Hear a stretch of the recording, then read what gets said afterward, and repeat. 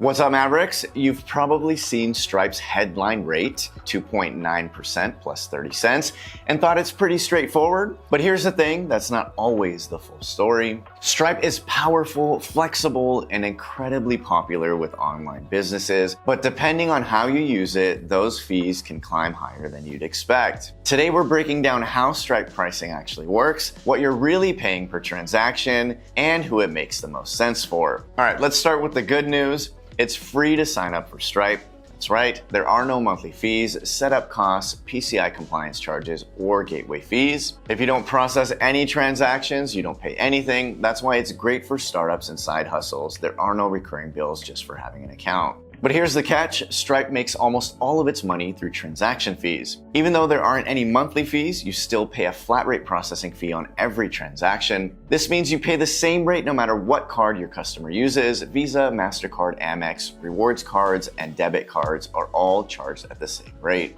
It's simple and clean with no confusing interchange tables to worry about, but the trade-off is that flat rate usually costs more at scale than interchange plus pricing. Stripe's base processing fees are broken down like this. Online card payments are 2.9% plus 30 cents per transaction. In-person payments with Stripe Terminal are 2.7% plus 5 cents. And ACH bank payments are 0.8% per transaction, capped at $5. So if you process a $100 online sale, Stripe takes $2.90 plus 30 cents, or a total of $3.20. Now, so far that's pretty reasonable, and that base fee covers more than just payment processing.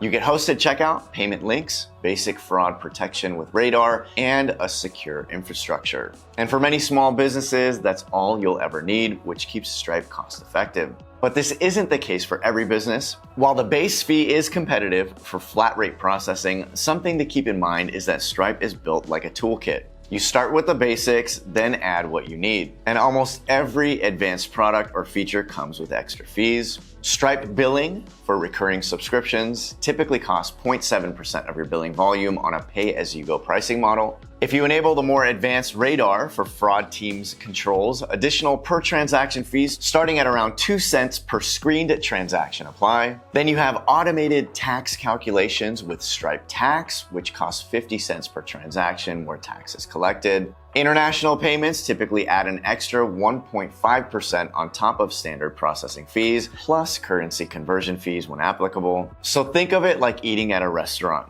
Your entree might be affordable, but start adding on appetizers, dessert, and drinks from the bar, and things can get out of control fast. Now let's go back to that $100 transaction. Remember, the base rate is $3.20. And for illustration purposes, let's assume you're using several common add-ons. So you get Stripe billing for subscriptions, that's 70 cents. Radar for fraud teams is another 2 cents. And then Stripe Tax for automated sales tax for another 50 cents. Now that same transaction now costs $4.42 in total fees. And of course, that doesn't sound dramatic until you multiply it by hundreds or thousands of transactions every month. This is why Stripe feels affordable at first, then more expensive as you scale. Stripe also charges a dispute fee when a customer files a chargeback, which is refunded if you win, but this is another cost to keep in mind before you sign up with Stripe. That said, Stripe isn't necessarily overpriced. Its flat rate fees and add-ons are generally in line with its competitors, and it's most cost efficient for small to mid-size online businesses,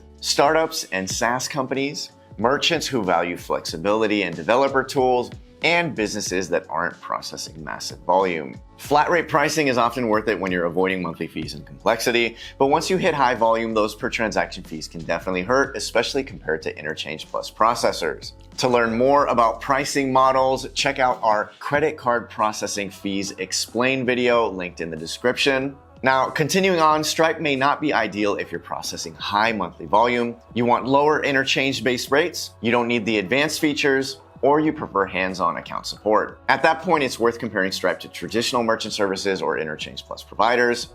Stripe's pricing is simple on the surface, but it gets more complex as you grow. If you understand the fees and choose features intentionally, Stripe can definitely be excellent. But if you turn everything on without watching costs, your fees will climb faster than you expect. If you want to learn more about Stripe, make sure to check out our video, What is Stripe and How Does It Work, for the full breakdown. If Stripe's a good choice for your business, click the link in our description to get started. If you want to explore your options more, check out our list of the best Stripe alternatives. And if you're serious about finding the best processor for your needs, check out our free Maverick Match tool that can help you find options tailored to your business. It's all linked in the description. Thank you for watching Mavericks, and I'll see you next time.